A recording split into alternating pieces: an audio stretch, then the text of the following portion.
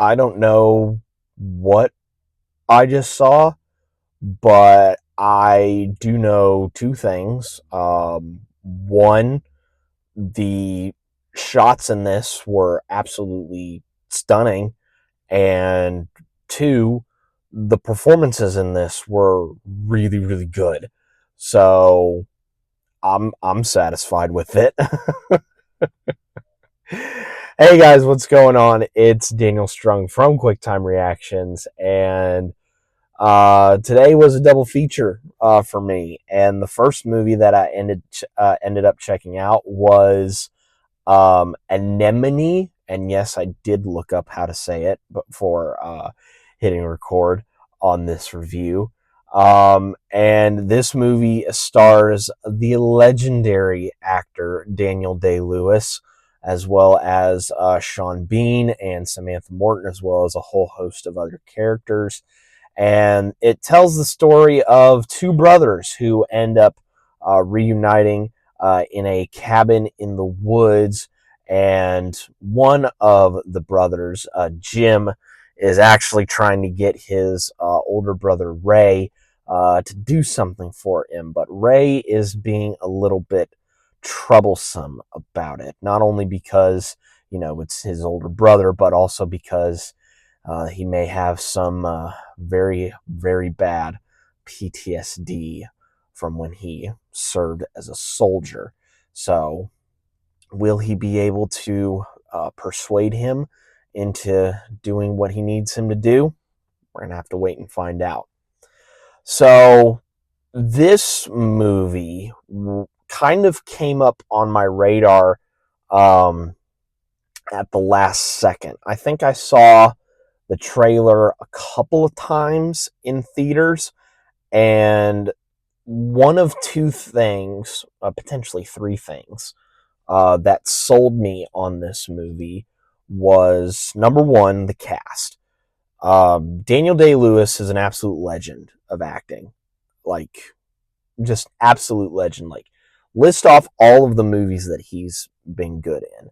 Like, Lincoln, Crucible, There Will Be Blood, and just like a whole host of others. Like, those were the three that I pulled off the top of my head. But, you can just run down the list of movies that he's amazing in. As well as Sean Bean, who's been absolutely awesome in all of the movies that he's been in as well.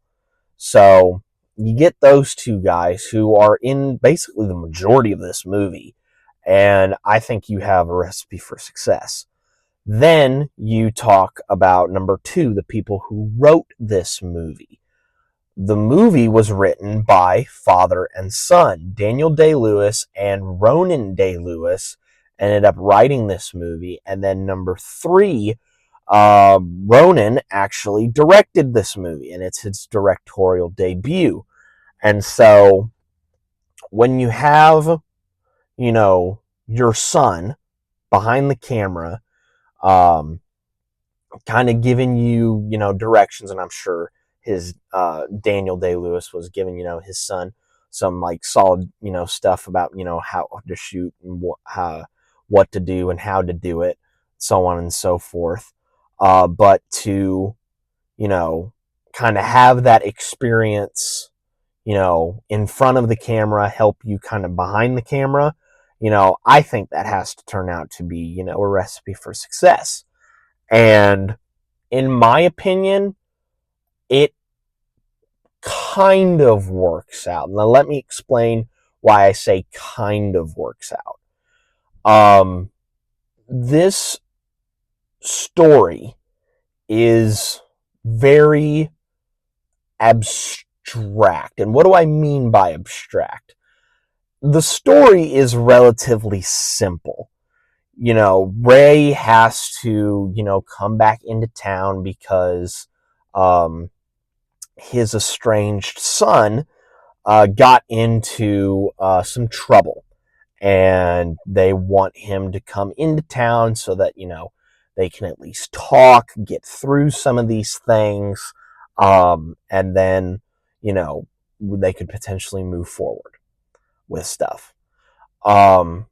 So it's a relatively simple story, but it is told in a very interesting way, because we mainly spend a lot of time with Jim and Ray out in the woods, and like maybe out on the coastline, and we learn information about Ray through Jim and Ray spending time in this cabin or like out on the coastline. We learn things about him slowly but surely.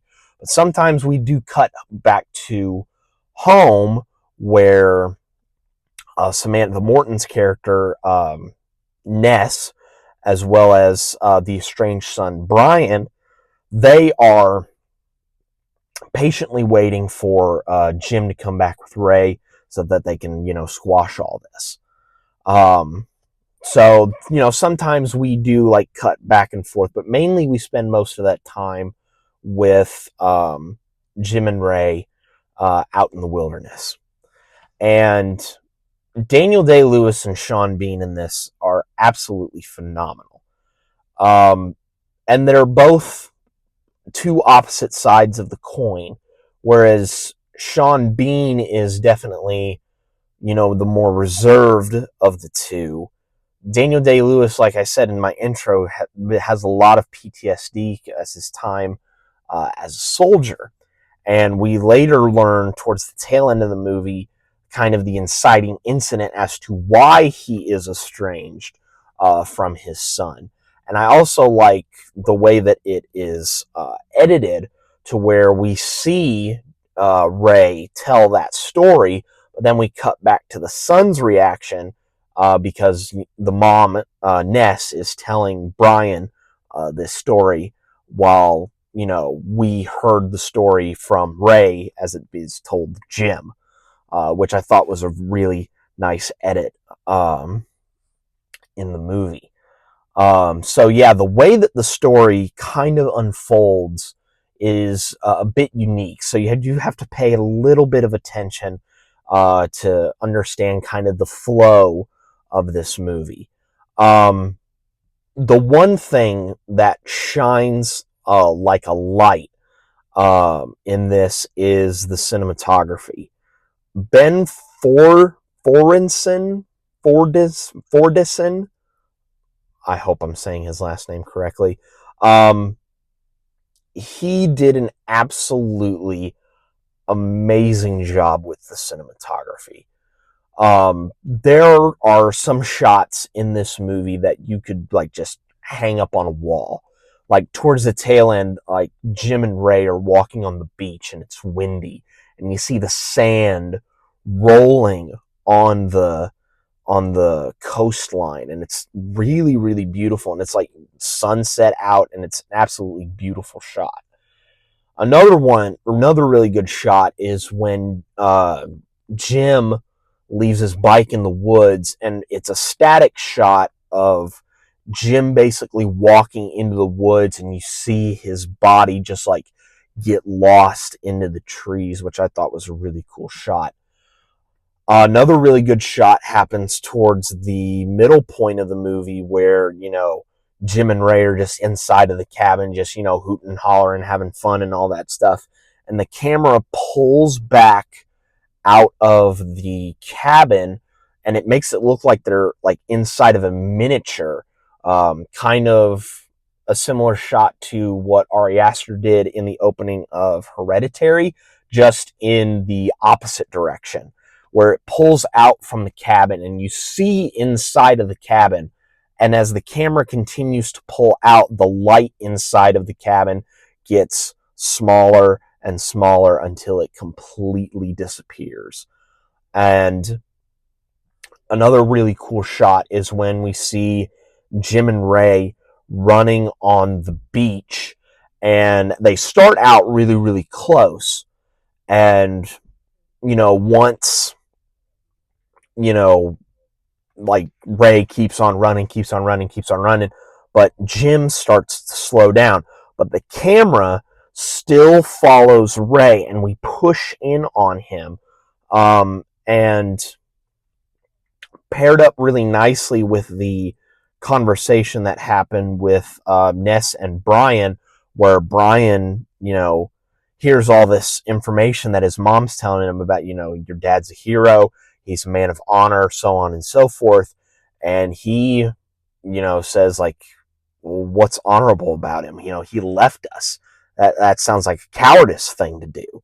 And then we show the shot of him running, and Jim, who is married to Ness and, is, taking care of Brian and treats him like his son, even though he's not his son, he stops and is get left behind by the actual dad, Ray.